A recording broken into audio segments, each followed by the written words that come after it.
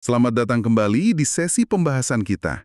Kali ini kita mau menyelami lebih dalam satu bagian spesifik nih dari materi yang Anda bagikan, yaitu bab 8 yang fokusnya ke memahami konteks menjawab pertanyaan mengapa. Betul. Bab yang menarik ini. Iya kan?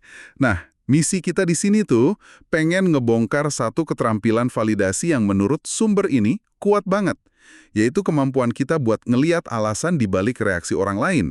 Apalagi kalau reaksinya itu ya terasa sulit atau problematik buat kita. Penting itu. Kita akan gali wawasan dari kutipan buku tentang validasi ini ya.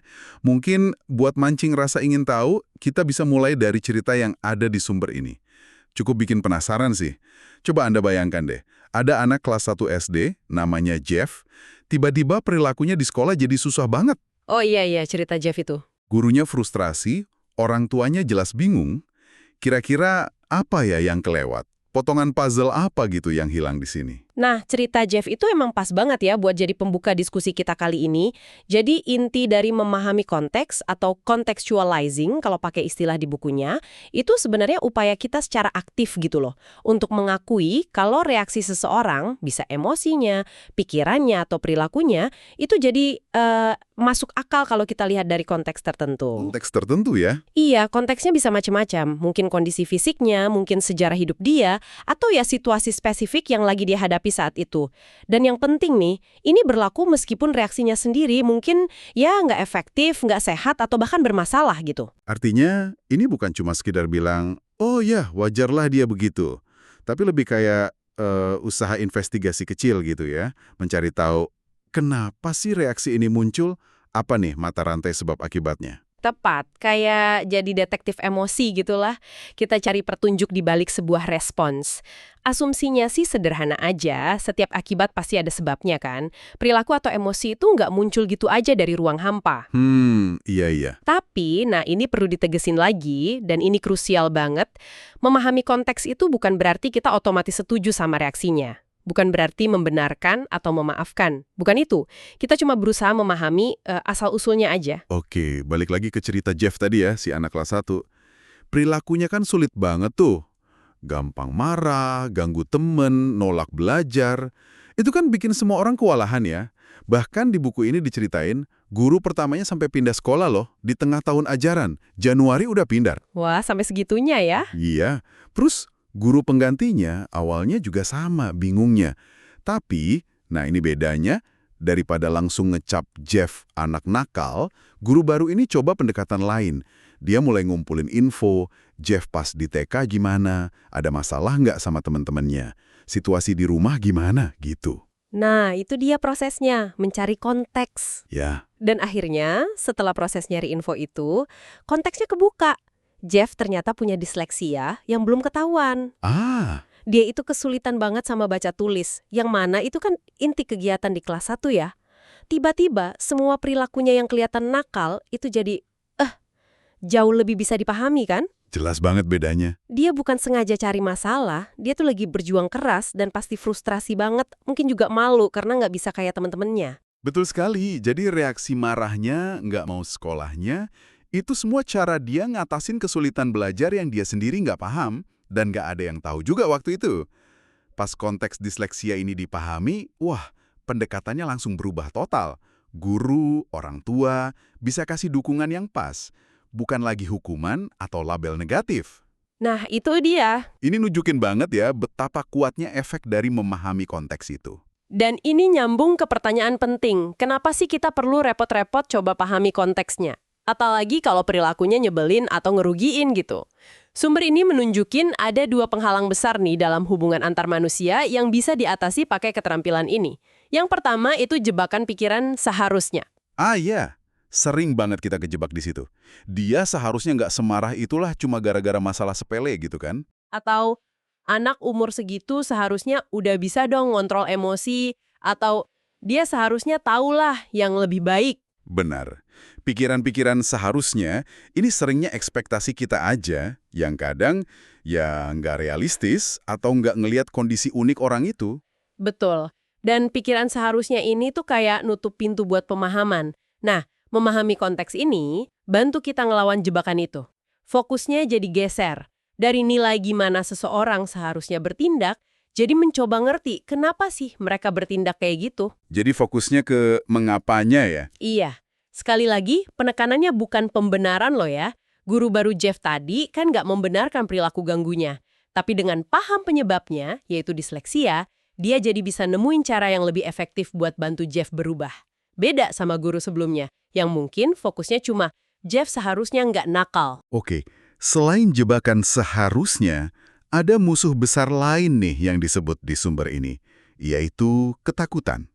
Waktu kita merasa takut sama perilaku seseorang, misalnya karena dia agresif, ngancem, atau bahkan sekedar beda banget sama kita, naluri pertama kita biasanya bukan coba memahami kan? Susah ya rasanya. Susah banget mau connect atau empati kalau kita lagi takut. Secara biologis juga gitu kan, rasa takut itu ngaktifin respons fight, flight, or freeze di otak kita. Lawan, lari, atau membeku. Nah, pas sistem itu aktif, bagian otak kita yang buat mikir rasional, buat empati, buat lihat nuansa, korteks prefrontal itu, cenderung kayak mati suri sebentar. Jadi susah mikir jernih ya? Iya, akibatnya kita cenderung nyederhanain situasi secara berlebihan. Maksudnya nyederhanain gimana tuh? Misalnya nih, kita lihat perilaku buruk, langsung deh lompat ke kesimpulan. Wah, orang ini jahat nih, orang ini buruk. Dia pantas dihukum atau dipermaluin biar kapok. Ketakutan bikin kita pengen cepet-cepet netralisir ancaman. Dan seringnya, cara paling gampang ya ngasih label terus hukum. Tapi, nah ini dia nih, ada wawasan yang menurut saya cukup bikin kaget dari sumber Anda. Ternyata, pakai rasa malu sebagai hukuman, biar orang jera, itu malah bisa jadi bumerang ya. Persis. Sumber ini nyebut ketakutan itu kayak pembohong dalam konteks ini. Dan rasa malu, yang sering kita anggap alat pendisiplinan efektif, ternyata berdasarkan riset yang dikutip ya, malah bisa bikin orang jadi lebih berbahaya, bukan kurang. Serius? Lebih berbahaya? Diri, kecanduan, kekerasan ke orang lain, bahkan munculnya ciri kepribadian bermasalah kayak narsisme dan psikopati. Waduh, itu cukup ngeri juga ya. Jadi, mempermalukan orang atas kesalahannya malah bisa memicu lingkaran setan perilaku negatif gitu. Bisa jadi begitu menurut argumen di sumber ini. Mereka ngutip Karl Marx yang bilang, rasa malu itu semacam kemarahan yang berbalik ke dalam diri. Rasa malu yang intens itu bisa ngerusak diri seseorang banget, responsnya bisa jadi agresi keluar atau malah ke dalam. Makanya pendekatan yang disaranin itu bukan mempermalukan, tapi coba pisahin antara perilaku sama orangnya. Oh, oke. Tegaskan kalau orang itu pada dasarnya mungkin baik atau niatnya baik, meskipun perilakunya saat ini keliru atau nyakitin. Jadi, memahami konteks ini kayak nawarin peta jalan keluar dari labirin rasa malu itu ya. Baik buat orang yang kita hadapi, atau buat kita sendiri biar nggak kejebak siklus menghakimi, mempermalukan, yang ternyata bisa kontraproduktif. Betul.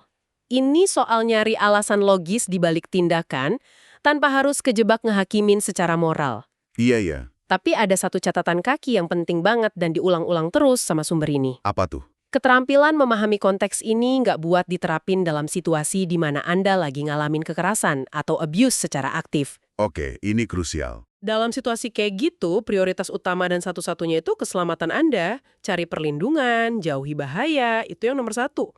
Nyoba memahami konteks pelaku pas kita lagi terancam, itu malah bisa bahayain diri sendiri. Keterampilan ini lebih relevan buat interaksi sehari-hari, atau pas kita lagi refleksi situasi yang udah lewat, bukan di tengah krisis keamanan. Oke, itu peringatan yang sangat penting dicatat ya. Jadi anggaplah kita nggak lagi dalam situasi bahaya aktif nih. Gimana cara praktisnya kita ngelatih diri buat memahami konteks ini? Sumber ini nyebut soal nyari X ya. Betul, logika dasarnya tuh dirumusin kayak gini. Mengingat X, konteks, maka Y, reaksi, menjadi masuk akal.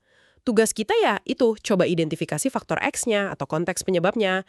Yang bikin reaksi Y itu, walaupun kelihatan aneh, berlebihan, atau nggak pantas buat kita, tapi jadi logis atau bisa dipahami dari sudut pandang orang itu. Oke, nyari X ya.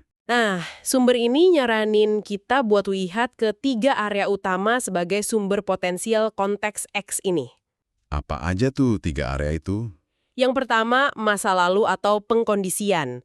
Pengalaman hidup kita, apalagi yang terjadi berulang atau punya dampak emosi kuat, positif atau negatif, itu ngebentuk semacam catakan, respons dalam diri kita. Cetakan respons ya. Iya, bisa dari masa kecil, trauma, atau sekedar asosiasi kuat antara situasi tertentu sama rasa sakit atau senang. Nah, cetakan ini terus ngaruh ke cara kita reaksi sekarang, meskipun situasinya mungkin udah beda. Bisa kasih contoh dari sumbernya nggak, biar lebih kebayang. Ada contoh menarik soal pasangan suami istri. Si suami ini cenderung rasa tertekan banget, cemas, terus pengen narik diri tiap kali istrinya naikin suara pas mereka lagi debat.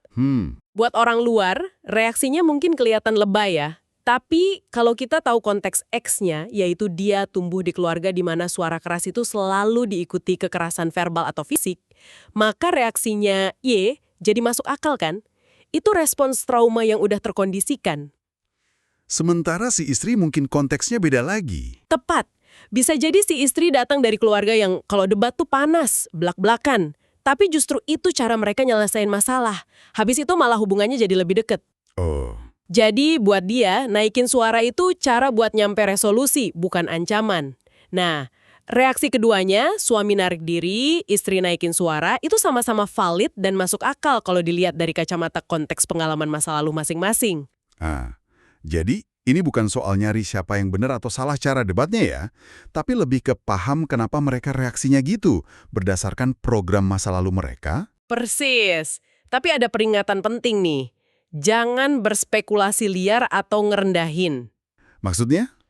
Jangan langsung nyimpulin, oh ini pasti gara-gara masalah sama ortunya, gitu. Tanpa dasar yang jelas. Fokus ke hubungan antara masa lalu dan masa kini yang bisa dilihat atau diketahui faktanya, bukan asumsi psikoanalisis amatiran. Oke, sip. Itu area pertama, masa lalu pengkondisian. Area kedua apa? Area kedua, informasi yang salah atau misinformasi. Kadang-kadang, reaksi orang kelihatan aneh atau keliru bukan karena masalah psikologis dalam, tapi ya simple aja, karena mereka bergerak berdasarkan info yang salah. Contoh gampang yang dikasih, orang nggak datang ke jadwal dokter gigi hari Selasa.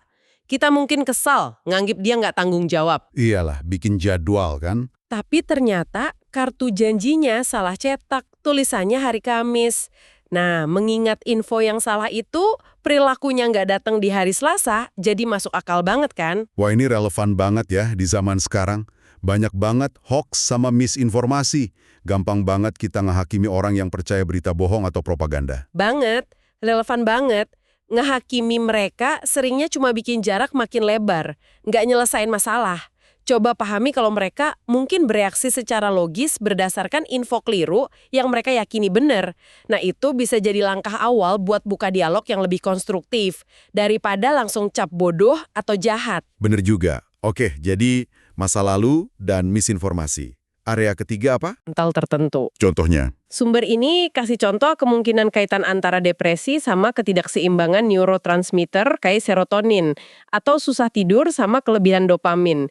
Ini penyederhanaan ya, tentu aja, tapi intinya faktor biologis bisa jadi konteks X yang penting. Tapi bukannya ini riskan jadi semacam pembenaran ya? Misalnya, orang sakit artritis jadi punya alasan buat nggak pernah olahraga karena sakit. Gimana tuh validasi konteks biologis tanpa malah ngehambat perubahan positif? Nah, ini pertanyaan bagus dan sering banget muncul. Disinilah kita perlu balik ke prinsip dasar validasi. Validasi hanya yang valid. Oke, validasi yang valid. Kita bisa dan sebaiknya memvalidasi kesulitan atau rasa sakit yang nyata akibat kondisi biologis itu. Contohnya penderita artritis tadi, kita bisa bilang, saya paham banget pasti sulit dan sakit ya rasanya mau gerak pas sendi lagi radang. Badan Anda kan secara harfiah ngasih sinyal buat istirahat. Ini validasi pengalaman internal dia. Tapi itu nggak sama dengan validasi perilakunya kalau dia jadi nggak mau gerak sama sekali, padahal olahraga ringan justru disaranin dokter kan? Tepat sekali. Kita nggak perlu validasi penghindaran total terhadap olahraga kalau itu berlawanan sama tujuan kesehatan jangka panjang orang itu. Kita bisa akui dan validasi kesulitannya, ini emang berat dan butuh usaha ekstra buat Anda. Sambil tetap dukung tujuannya. Gimana ya caranya biar Anda tetap bisa gerak dikit-dikit sesuai kemampuan?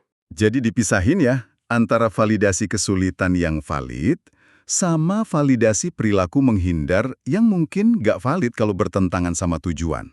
Betul.